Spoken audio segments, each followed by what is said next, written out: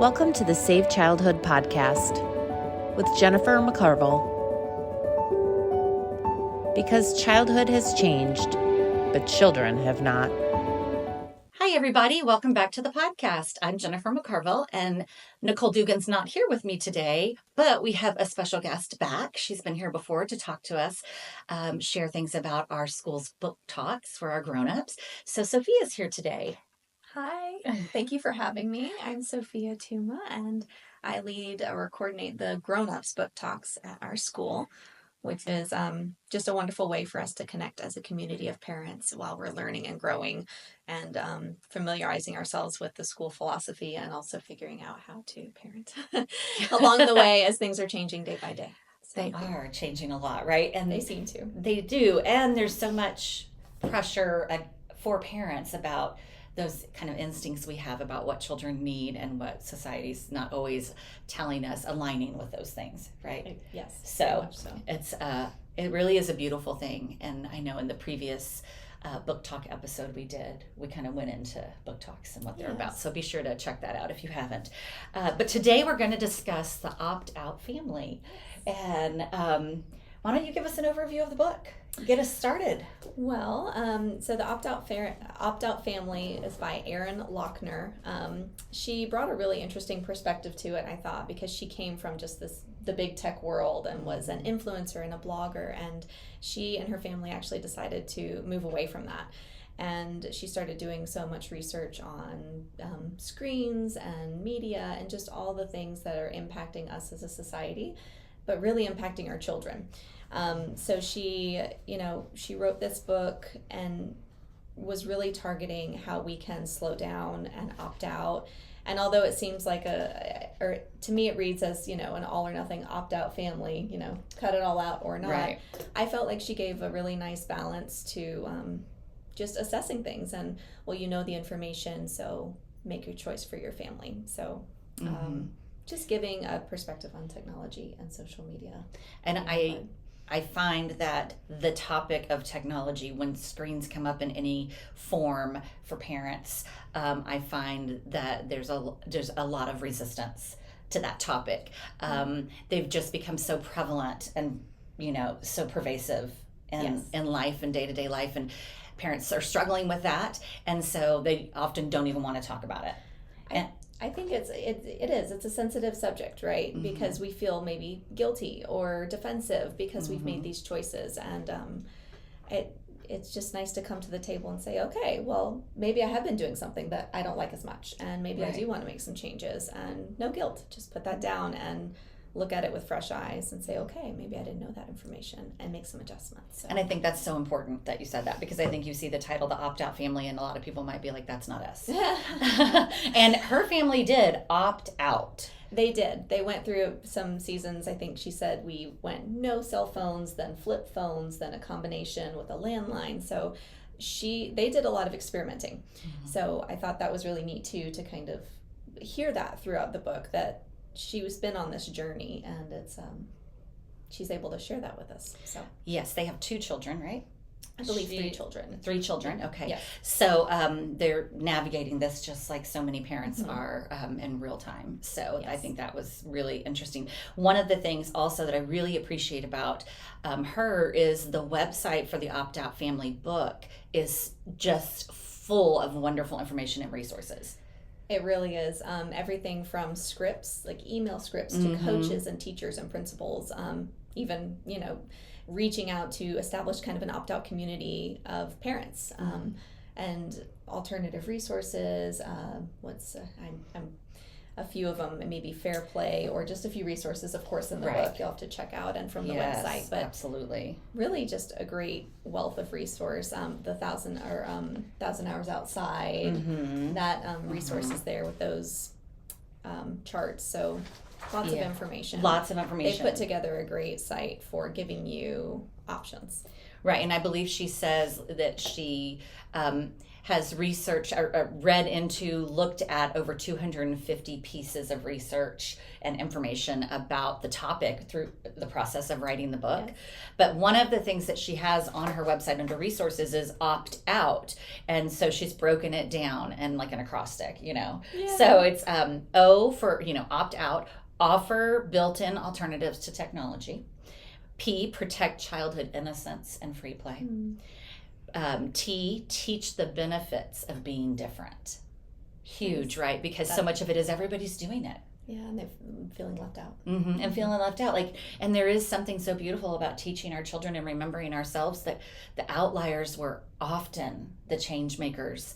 And so to empower children and ourselves with those messages of the people who stood outside of what society considered normal, and it was a positive thing, and Yes. really in a lot of instances made worldly impacts.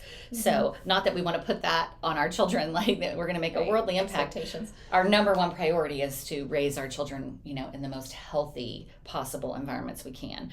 So offer, protect, teach, and then out, offset consumption with creation, unite varied and diverse social circles, and trust and build trust with your children. So opt out, offer, protect, teach, offset, unite, trust. I thought, what a great way to go dig deeper. And then she takes each one of those and she gives you research and resources for each one. Yes. So I highly recommend that. I think it's such a fabulous resource that she's put out there. I mean, everything from links to all the nonprofits she recommends in the book, checking out, to just a poem to print out to put by your door. And I'm not going to recite it because I don't remember it verbatim. But just, beautiful little things to help you get started. And it's kind of nice to have that, isn't it? When you're when you're wanting to make a shift, whether it's small or big. Where do I start? Yes, to have Where resources. do I start? And there's it's really a lot about considering the information and really looking at it eyes wide open. I say that a lot. Like, to ignore the information is really just put you in a place of ignorance and denial, but make a decision eyes wide open. Take the information and be able to say, I'm aware of the cost. Everything has a cost, right? Or a benefit, but mostly there's a cost to everything. Even things that have benefits. So what's going to be the cost, and can I live with that? Is it worth it? And then hold on to your power. Yes. Don't give your power away. Regardless of what, social media or, big tech says, because I feel like that's a lot of it. Side note, I was recently in a Verizon store, and there was this placard, and it was really interesting because we just read this book, and I just noticed that they were striving to, put devices in so many hands because it's a good thing, because we all want that and need that, and the equality of having resources. And it sounds so beautiful and empowering and noble until you think, well, I don't know if I want my child to have one. I mean, what's the age goal for that? So yes, and it's just really interesting how it's everywhere, and it's made to seem like we should be silly for not wanting that, Right. Like, why wouldn't you want this? This is so incredible. It's so amazing. And I mean, I'm sure I find myself in that, that trap, that mental trap. And I think we all do if we consider it. And definitely, as usual, society can make things look so shiny and pretty. And all of those things almost always come from someone who wants to sell you something. True. And so that's another lens to look through. Why is this such an important thing for them to promote to me?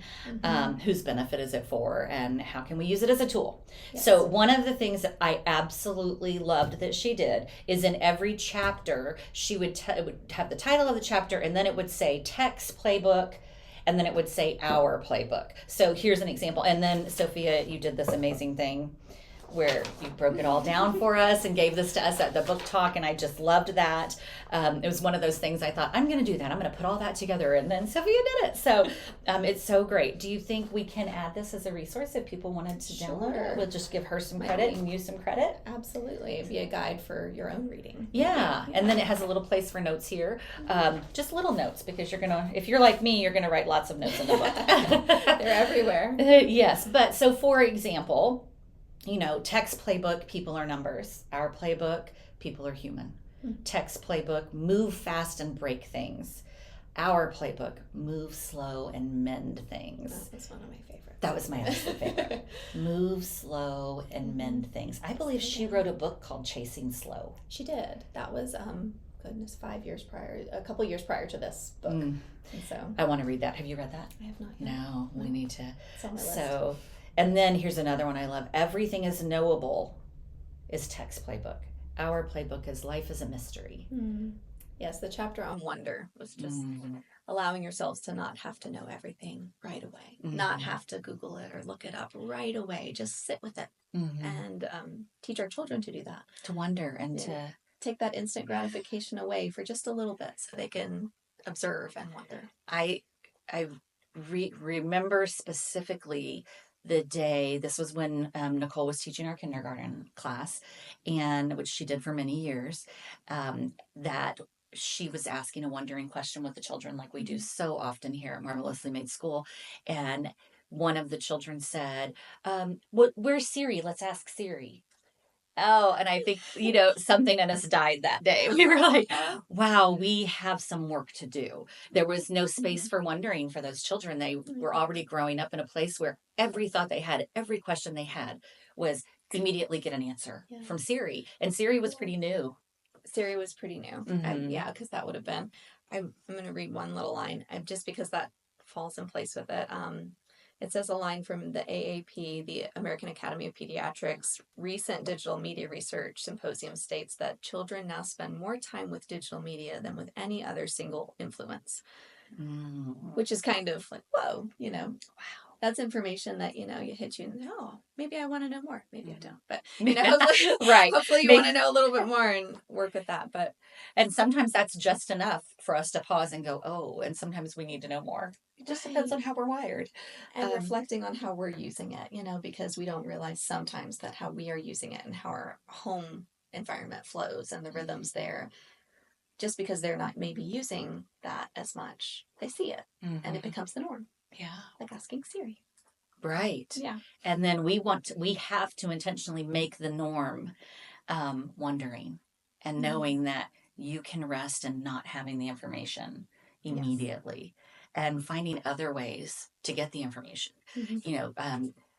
We, in our primary class, the third graders, one of their big projects is they write a research paper on some science topic, for the year. So this year the children have been doing a year-long study of entomology and critters, small critters, etc. And so they know so many things about so many common insects. So their job was to pick an insect and write a paper about it. Well, most of the children ended up picking like really unique critters that we had one mama who was like, I've looked in every library in San Antonio. I've looked online. There's one book about this moth my child picked, and the book is $200. So we're going to have to use the internet. And so because it's encouraged to use the library, it is, and it's encouraged. Try to stay away from the internet if you can. Take them to the library. Yes, and so that was a valiant effort. And of course, our families, for the most part, really do value not getting on the internet for that and having going to a museum or going to the library. Anyway, so the child was like, I don't think I'm supposed to use the internet. So we were just laughing about that and how interesting it was. So actually I've been, they still make encyclopedias. They do. They do. I wondered because I thought we've got to increase our resources at the school so that we can say to the children, let's look that up. Let's go. And we have lots of books on individual things. And even we'll have a book that's the encyclopedia. That's one book, the encyclopedia of insects but a set of encyclopedias. I started thinking, oh man, too bad there aren't still encyclopedias. And I thought, maybe there are. Are there? So I went to the internet and there are. The World Book still makes encyclopedias every year. So I think next year we'll invest in a couple of sets because it is an investment. But what a worthwhile thing for the children to learn to research. And I don't know, did you grow up with encyclopedias in your home? We did have a set.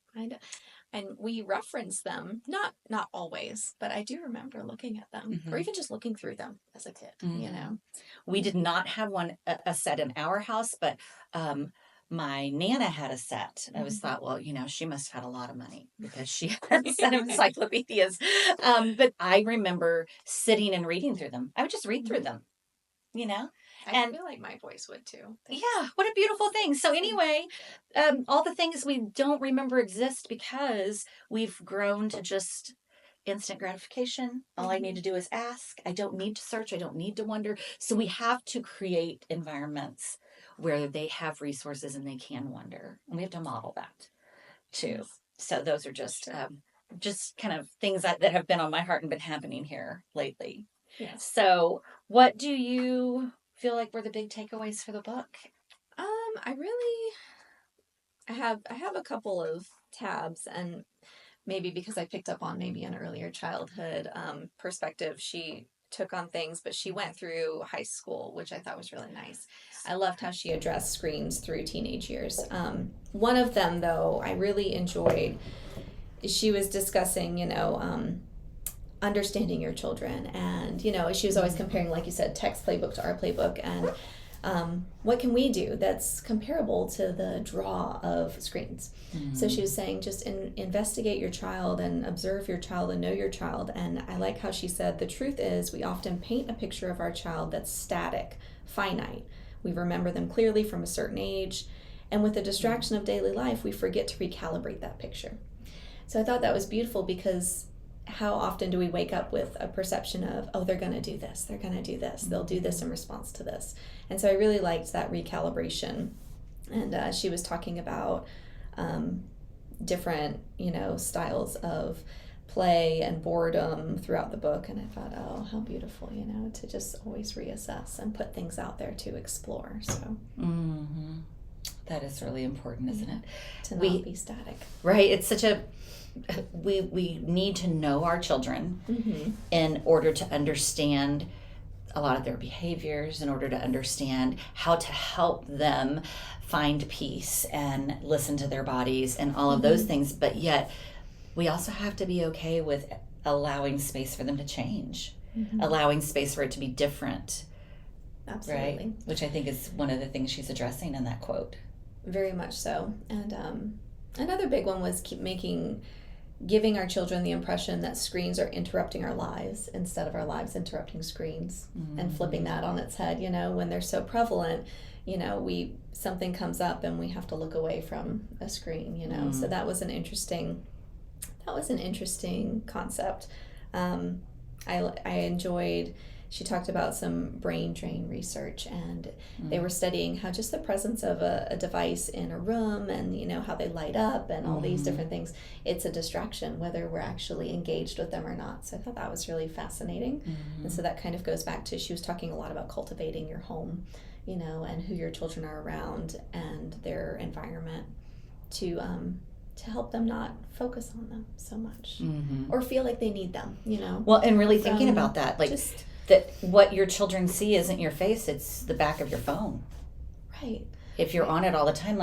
And one of the other things I know she mentioned was tell the children what you're doing when you use the phone.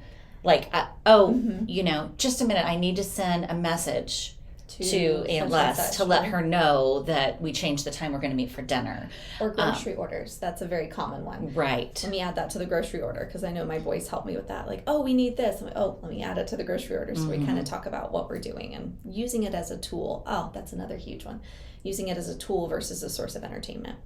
And I loved how at one point she was talking about teenagers, and she said, if you've studied it and you've made your decision and you think it's the right time to get your child a device, don't give it as a gift. I thought that was brilliant. You're like, don't give it as a gift on a birthday. Goodness. Don't give it as this source of entertainment. Give it as a tool and say, here, this is something you might need, and here, let me show you a few things about how to use it. She also says, have them buy it. Because that was another option, yeah. That was another, number one, do not give it as a gift, because then you can't take it back if they're not using it properly, or something happens and they need you to reel that back in. So that was one reason. Don't give it as a gift. And then the other thing that she recommended considering is have the children purchase it themselves. Number one, it creates a natural barrier because they're going to have to raise a lot of money. Yeah. So it won't be so instant, right? It won't be in like, I want a phone, happy birthday. well, you can save money for that. And then when you're ready, and, just be very proactive. I did read a review of the book by someone who doesn't even have children. And she had a lot of the same takeaways and important things. And one of the things she said, which is so important, is I don't have children now, but if I do one day, I feel like I am ahead of the conversation. There you go. I mean, that's so much of it. Because that will happen a lot of times, prepared. even when we have children, like you said. Yes. So that she went through high school is huge. Because while, a percentage of our families have high schoolers right now, the vast majority have children that are third grade and younger, but we're prepared. We're thinking ahead. It gives you time to, kind of let it sink in and really consider it and what the plan will be for you and your family. Yes, because, and a lot of families stay through third grade here. Some of them do move on before, they may not go to the collective. But thinking about third grade and that age, what are we looking at? I guess probably 10. 9-year-olds, 10-year-olds. 9, 10, 11 into the collective. But just a lot of kids that age are getting phones. So if you think about it, we're not too far from having those conversations.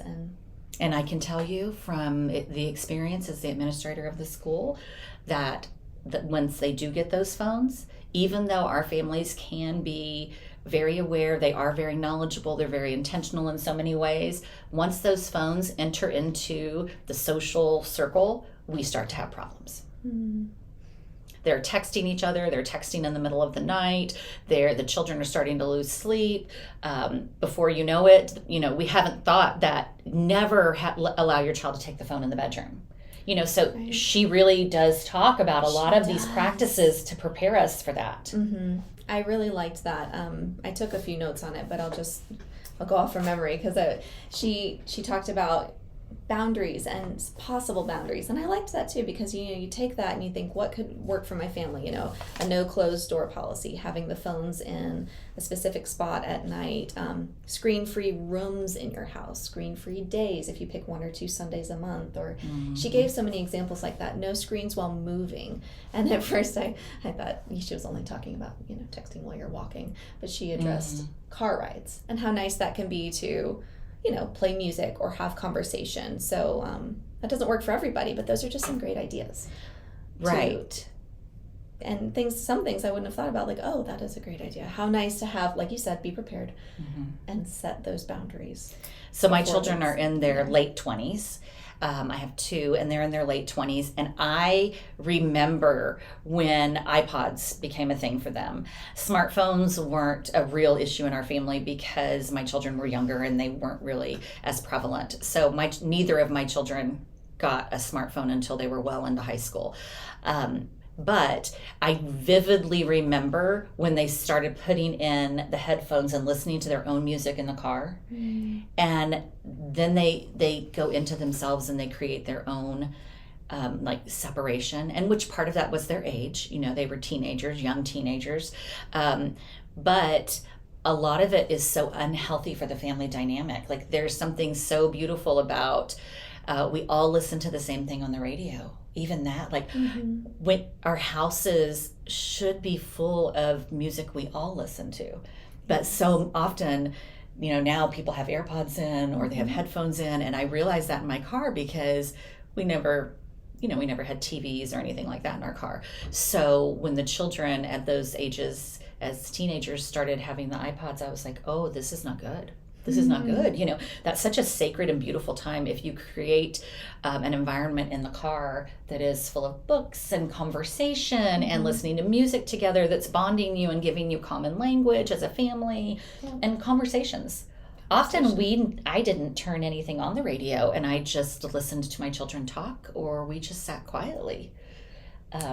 And so those are things we have to be aware of. And I was like, oh, no more headphones. That's, And that was a shift and an adjustment that you were able to make. And I like that. And just knowing, and maybe there are certain times of day, I know in the morning I'll play music for our boys while we're on the way to school, but I've noticed in the afternoon after school, it's almost like decompression time. Now my oldest will ask for music all the time. He loves it. It's almost like that's his kind of decompression time. But I've just noticed that the quiet can be nice at certain times. So really observing what your children are drawn to at certain times of day. Right. And I mean, our granddaughter stays with us on a lot of days because my daughter's a nurse and she goes to work early, so she gets dropped at our house. And I love those mornings. I love the chattery mornings when she's telling me, she's 4 and she's telling me things. But I actually, when she has a morning where she's just quiet, and because I don't have the radio on either, sometimes she'll ask me to play a song she likes on Siri, but I mean on Spotify. But Siri, yeah, but that'll do it too, because I do say, "Hey Siri, play Rainbow Round Me by Bev Boss on Spotify," because I'm driving. But anyway, so there's a song that it's a tool. There's a couple of songs that she really likes, but sometimes she just sits, and is just quiet. And of course, when the music isn't on and she's saying hilarious things that are just filling my morning with joy. But those quiet drives are spectacular. So one of the things that she says that I noted, she says, "I wanted to introduce my daughter to wide ideas and wonder-filled moments." Yes. And I was like, yes, wide ideas and wonder-filled moments. That doesn't happen on screens. The ideas are narrow and controlled and planted, right? They're like intentionally, you're told what the idea is. You're not coming up with your own ideas and thoughts, right? And wonder-filled moments. And we talked about you can't wonder if it's always there. And you just know. If you're just getting information right all the time. And I think, her chapter on ed tech and just technology and education and the drive for personalized learning, they're really pushing for, they get more out of the screens and we're personalizing it and they're able to learn and discover. And that's why, it's just this constant battle of what they say it's achieving, but what do we really know is maybe helping them achieve those things. I enjoyed her mentioning Charlotte Mason because one thing, Charlotte Mason, she was a 19th century British educator and philosopher, and she was called the guide light in childhood education at one point, but she said children are born persons. And I just, that's just so beautiful, because what she would say is the question is not how much does the youth know when he's finished education, but how much does he care? And we can drill all the information and get it all in there and test it all, but if they don't care to use it in real life, there's this new wave in private schools and in education, and we've had a few open in our area-ish, but what they're doing basically is the children are each on their own computers for like 2 hours max a day, and they get all their academics done. So they all come to school. They're all on their own computers. They all have their academic programs. They get their academics done. They shut the computer, and then they go do projects. And yes. And I've been thinking about it and, really weighing it. And what a horrible thing. Because to me it says, get over that. Like, get the academics done. They're no fun. The learning part of that is just work. It's a burden almost. It's like you just have to do it, check the box, and there's not an enjoyment or an exploration. Now, when you're doing projects and you're doing, that's wonderful, and there's a lot of rich learning, but here we do both. Right? Like, math is interesting and hands-on, and there's conversation about it, and we're talking about how we came to certain answers, or, language is something that we're sharing, that we're talking about what sounds right when you talk, and, the lessons are relational. Yes. And they're shared, and we're learning about other people's input and opinions, which, yes, you do that during project learning too, but I am not comfortable with saying, get that done so you can quit that kind of learning and you can go to robotics, or you can go to write your play with a friend. I don't, there. So it's interesting, because it's, for us, it's like Charlotte Mason says, like, how much do they care? That doesn't mean they're all going to love math, or they're all going to love science, or they're all going to, of course, we're all different, and there are different things that, make us excited and that, we're drawn to. Those are our gifting areas. There's, or areas of gifting. But I'm not a fan. And I think that's what that reminds me of. Mm-hmm. It's not how much you know.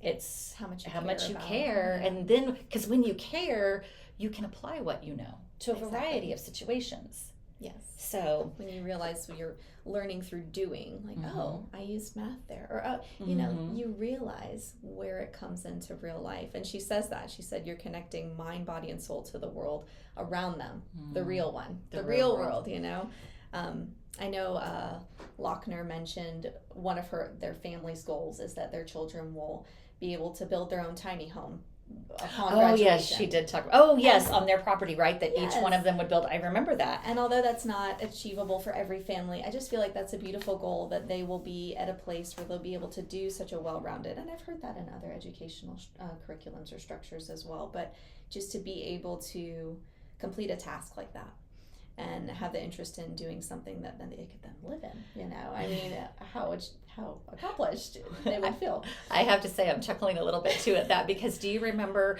at the book talk, which actually was a few months ago, so it's been a little bit, right, yes, since we had this book talk? Yes, it's been a couple months. Anyway, do you remember the mama who said, well, I mean, I live in a small suburban neighborhood, and like, yeah, if we lived on a mountainside and we could all build our own cabins and we could just frolic through the meadow every day, it would be easy to do all the things she suggests.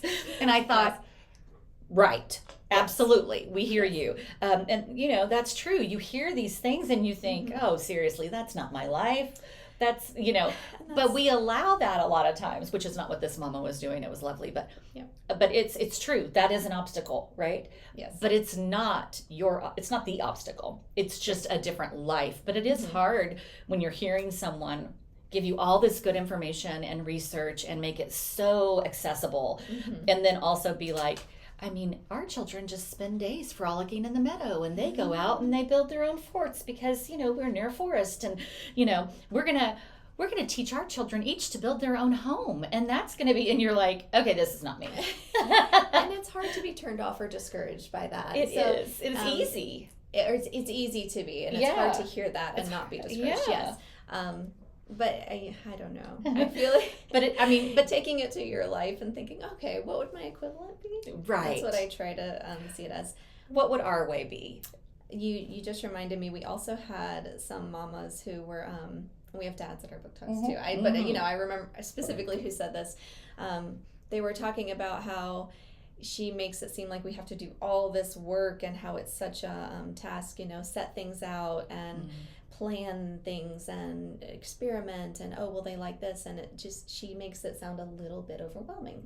And to be as to compete with technology is kind of what she's saying, right? And I do remember a mom spoke up and she said, well, you know, I don't know that she's necessarily saying go into life like this if you don't have screens, but she's actually talking about combating screens if you've maybe chosen that.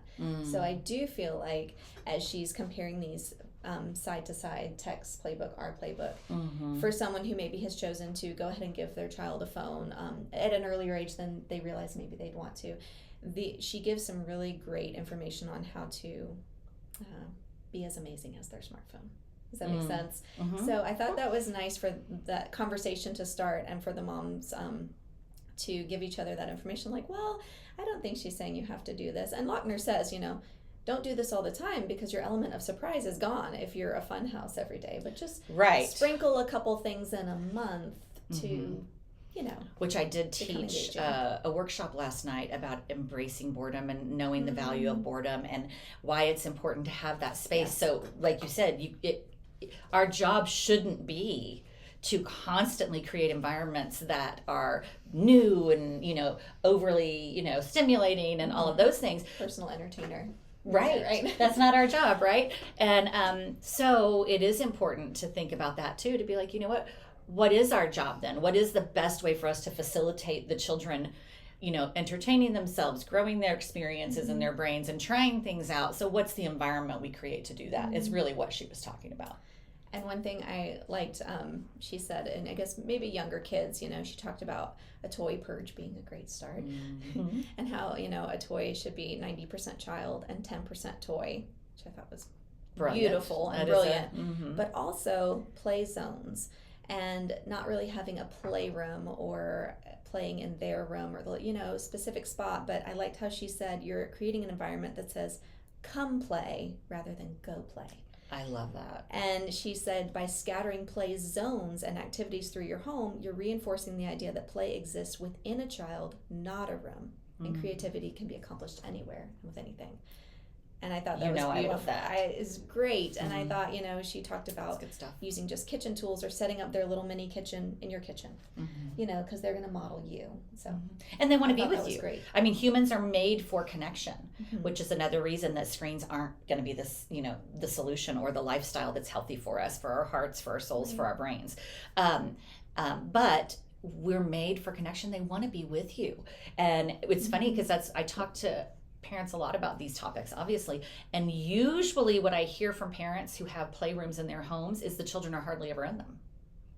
Now, I know we have one family in particular where the child plays in the playroom a lot. Well, the playroom is right off the family room open. So it's almost like an extension of the whole space where the family is, and that makes sense. But oftentimes the playroom is upstairs in a separate, they have a 2-story house and it's upstairs, and the family happenings are on the floor, the ground level. And so they don't want to be separated, just like she says there, that's part of who they are. You don't go and play.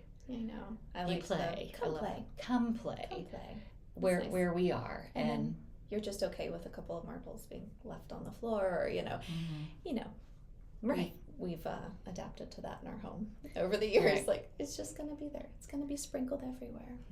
Yeah. Well, that's what it means to have children. You can't keep it all tidy all the time. Nope. We call those learning piles here. Learning piles. It's like those are the learning piles. You look at it and you think, oh my goodness, look at all that stuff. Mess. Look at all that stuff we're going to have to clean up. Or, and we're like, look at all the learning that happened there. Shift your thinking to be like, wow. Look at all the learning that happened there. And if you have younger children, toddlers often go through this stage. It's called transporting. It's a schema of play, actually, where they like to move everything from one place to another. They transport things, whether it's in buckets or trucks or, they have a shopping basket or a cart or whatever. It's transporting schema of play. It's actually a very valuable, important cycle of the play learning. And so that often happens with those, toddlers, 3 years old, young ones. In the preschool at the farmhouse here in the school, you'll see the children can gather every loose part from the outdoor classroom and pile it up in the sand pit. Yes. We've seen it, right? I've seen that happen.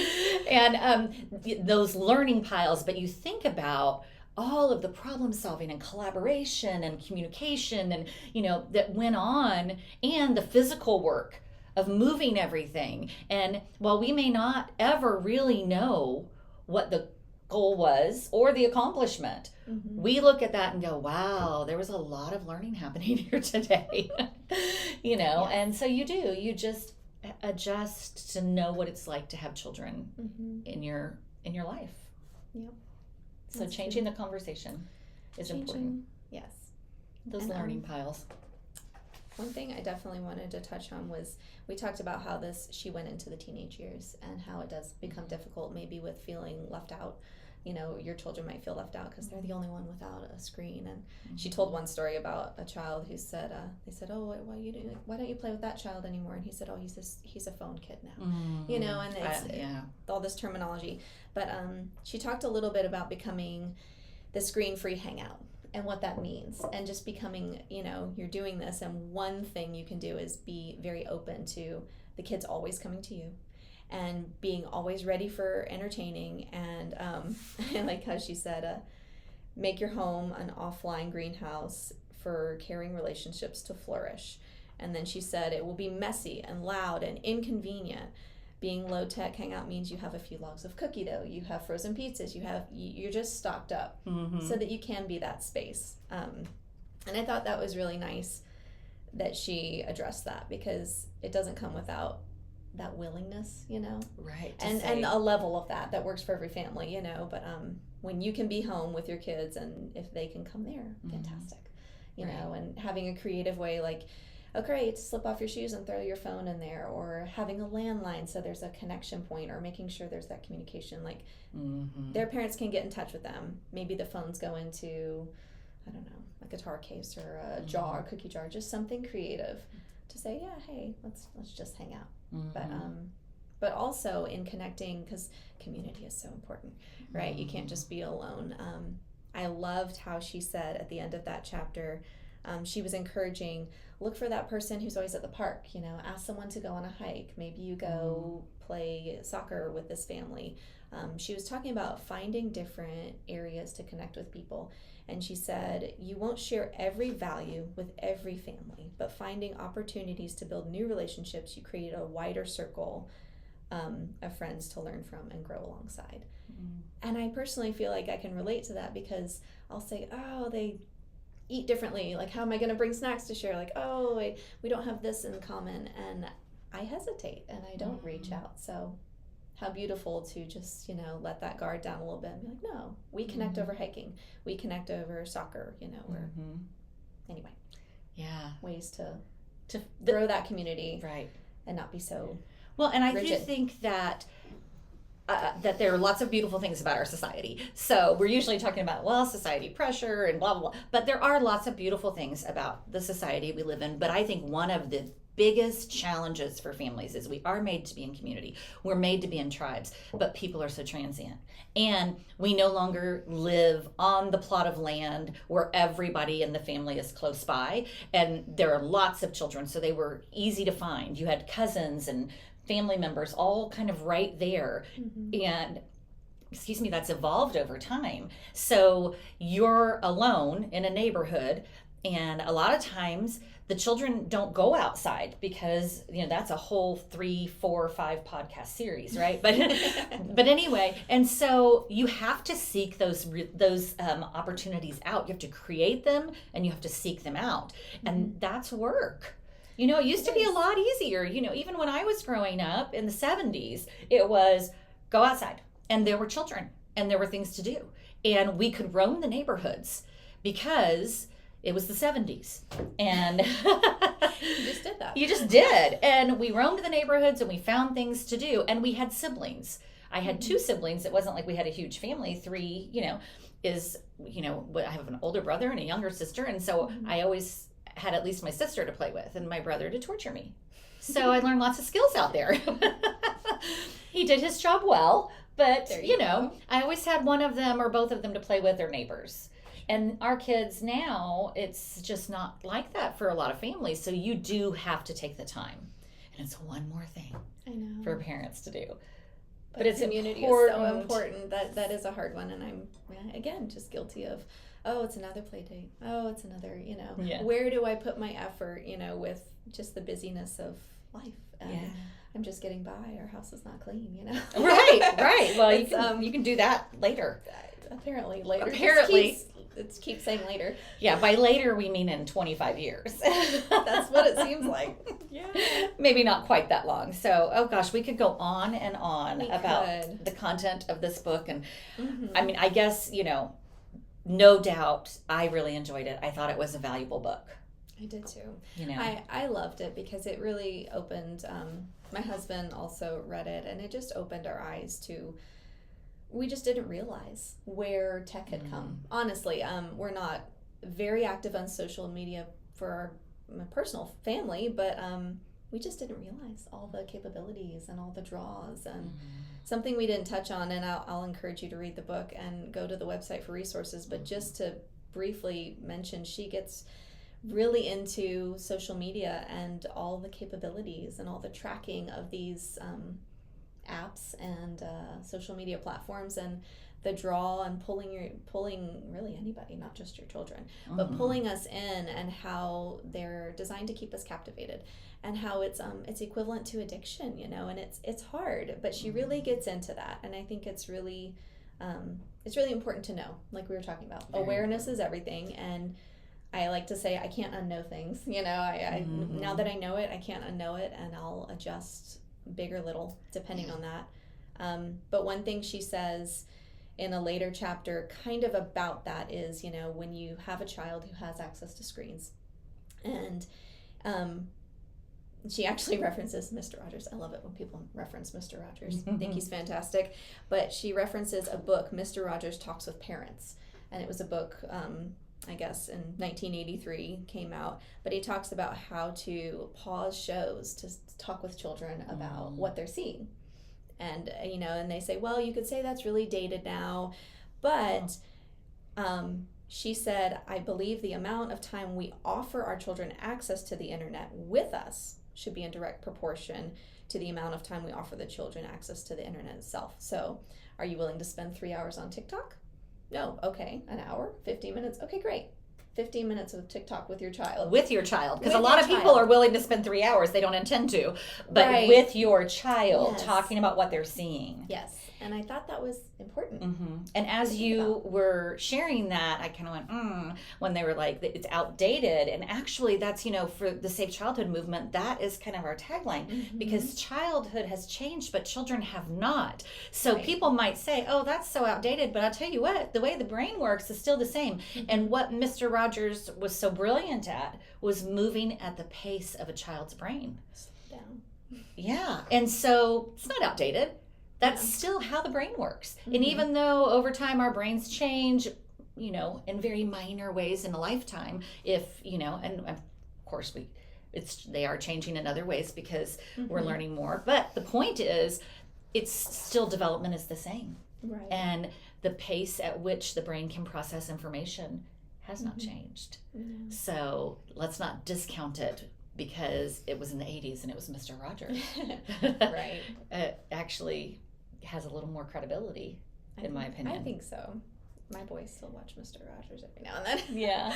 I just think it is slower. It's, a lot out there is really stimulating, and we put him on. I'm like, oh, good. Let's calm down for a minute. Yeah. Right. Well, I have a really dear friend, and actually, it's really funny because she did not like Mr. Rogers. She was like, I thought it was slow and boring. To each their own. So absolutely. to each, I was like, that's different. really funny that you remember that. So, but I respect it, but I did think that's really funny. So there's something interesting about her brain. I'm going to need to talk to her some more about that now that I'm thinking about it. So I wonder about that. So anyway, again, the resources online, if you don't read the book right away, the resources online are incredible.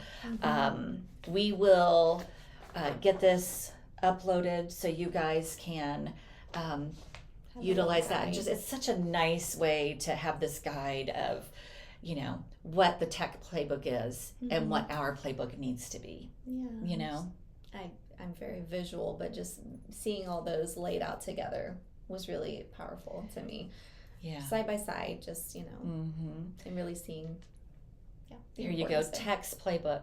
Technology has the power to transform your habits. Our playbook, technology has the power to erode your values. Like, those are really thoughtful, like, what do you mean? Wait, is that true? Like, how does that happen? It is true, right? True. There's so much here. I feel like we just barely skimmed the surface. We did. So I really hope you'll read it. Yeah. And take what you can from it and adapt it to your family. Yeah. So let's keep the conversation going as we wrap up today. Talk to us on Facebook, comment.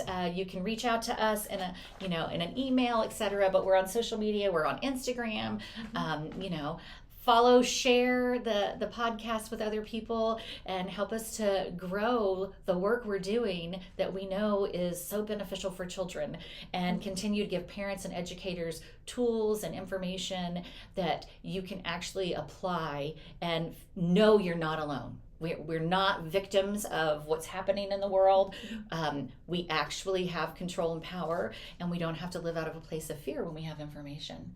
So until next time, we'll see you soon. Bye-bye. Bye. Thanks for joining us today.